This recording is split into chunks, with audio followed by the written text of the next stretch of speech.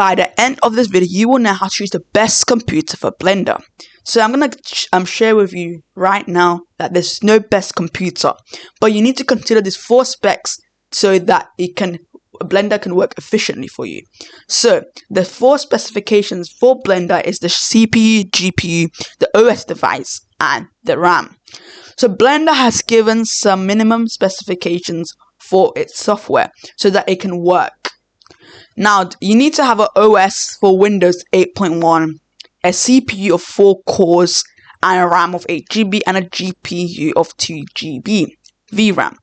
So, this is for Windows, and if you want to know what's the minimum specs for Mac or Linux, you can go to the Blender website and have the link in the description. Now, if you have the minimum specification, this one does make Blender work. But Blender, on the other hand, has given some recommended specifications. So these are the recommended.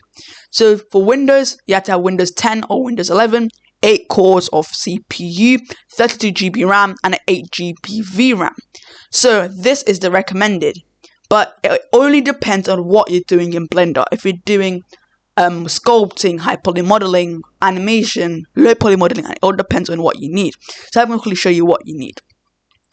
So, if you're doing rendering, some animation, sculpting, or high poly modeling, you need to have more than the recommended requirements. If you have less than that, your Blender's gonna crash, and I have experience from this, so you need to have more than the recommended requirements. So for the recommended requirements, I literally recommend you to have like more than 32 GB RAM, to have 128 GB or 264 from personally, and always have the latest Windows because it's better.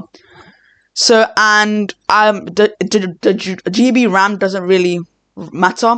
The VRAM doesn't really matter. It only depends if you're doing animation. You need to have more VRAM.